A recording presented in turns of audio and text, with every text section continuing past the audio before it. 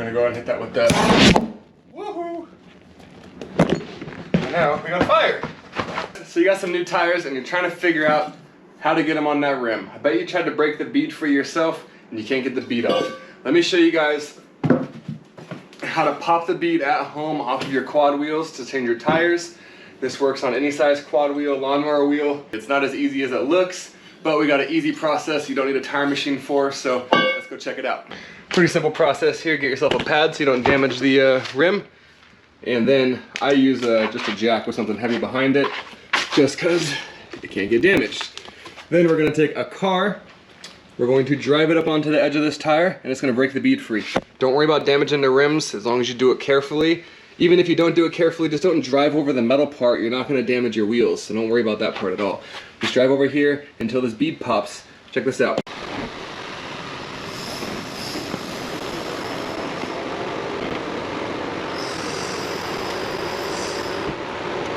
So as you can see, it popped it free on this side, which means the rest of the bead will pop free itself. So tire open, flip it, do the same thing.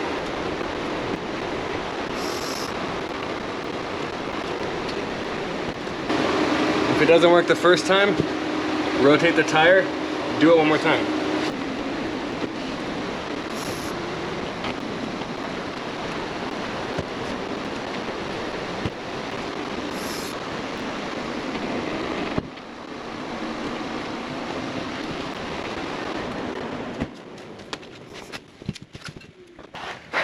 See, and just like that, got the bead broken, ready to take the tire off and change the valve stem. Next. So when removing the tires, guys, you're going to use this little rim protector, and I highly advise to stay away from screwdrivers. Screwdrivers are going to bend, they're going to puncture tires. Just order this set of spoons. There's a link in the description below. They're really cheap, and they're pretty effective. As you can see, use all three. Go little by little. You don't want to damage the rim, and you don't want to go too hard. So it's not going to be all at once, but you will be able to get it, work it off, take your time. Your first time is always going to be a struggle, but you'll get it down pretty quickly. The top just pulls out like this once you flip the tire over. Pretty easy. Put this thing through the hole. And now screw it in.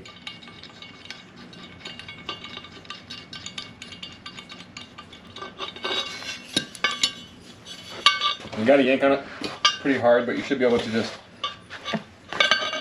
put it on top.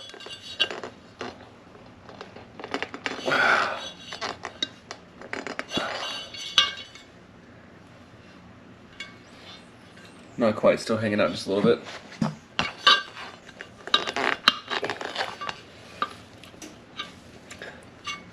There we go.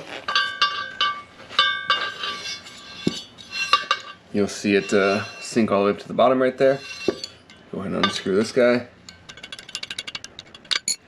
Now ready for the tire. So when it comes to actually installing the tire, guys, we're both going to struggle in this together, but take some WD-40.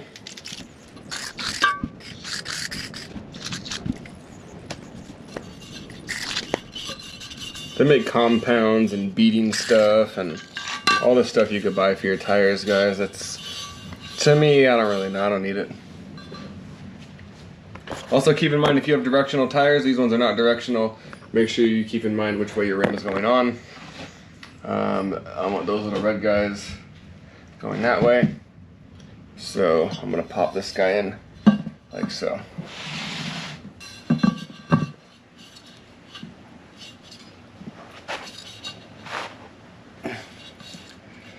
With the WD-40 on there, you can slide a big portion of that tire in.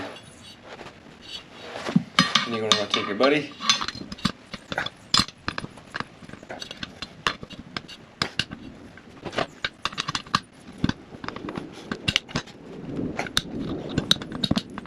You don't gotta get it all in one go, but you just wanna get a little bit at a time.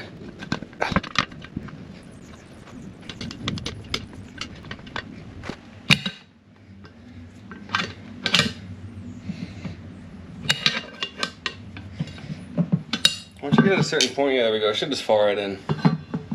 So we got that side on. Now we're gonna flip it. People say you need a third person for this part if you don't have a tire machine, but we're gonna figure it out. Excuse my skinny legs. Psych, I'll make no excuses.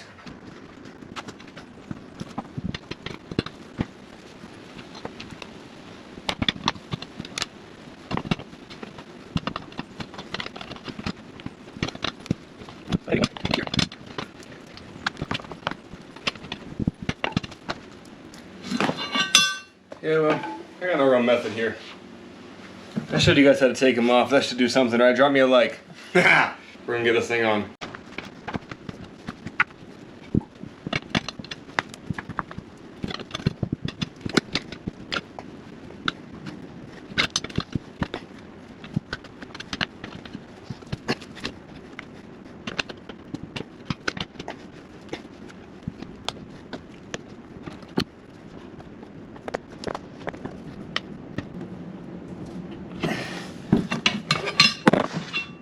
Ah, finally got it. All right.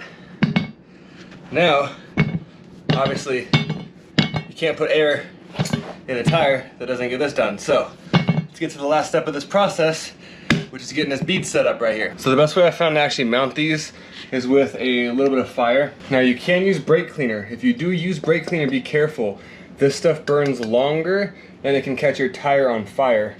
But we're gonna go ahead and hit that with that. Woohoo! And now we got fire. So yeah, obviously, careful of the fire, but now we have a bead set on this side and we have a bead set on this side. I accidentally left the valve stem Schrader valve in, so it's all sucked in like that, but now we can go fill it up.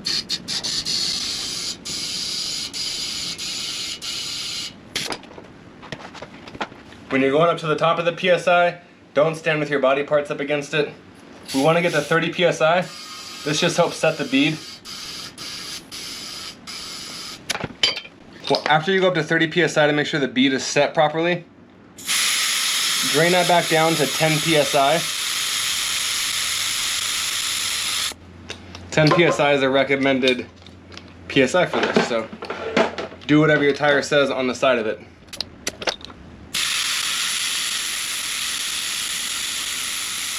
$10 PSI, no bead paste, no glue, no cleaner. I didn't clean these beads. This one, I did this tire about 4 days ago or so. Still holds there, no issues. And that does it for the front two tires. Now moving on to the rears. I do think these are a little more difficult just due to how they're a little thicker. That's just my opinion. But just stay persistent and keep trying. These are funny because you think just be able to stick a screwdriver in there and break the bead free or something simple, but these are a pain in the ass, and they've been on here since 2003, so this is the first time they've been popped free off this rim, so it did take a little extra work. But stay tuned till the end because you can't use fire to mount these ones, so I'll show you how to do it right at the end. Alright, there's the bead pop free. As you guys saw, sometimes it takes a couple times, but if you don't want to take it to a tire shop or wait, just do it yourself.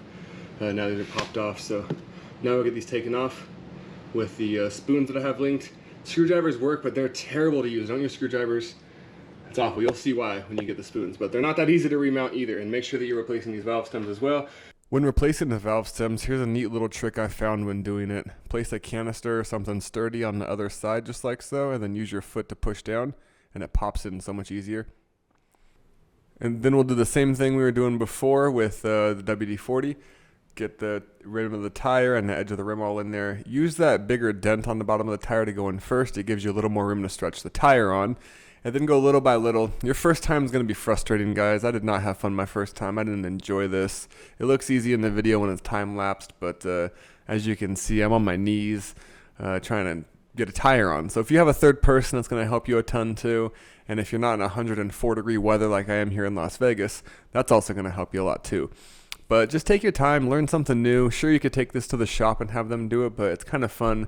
And now that I know how to do it, my neighbors are asking me to do it on their quads. And so if you wanted to, you could charge for it and offer that as a service. But on these bigger wheels in the back, I want to take note that you can't really use the fire to get these ones blown up because it's very hard to get it inside the tire.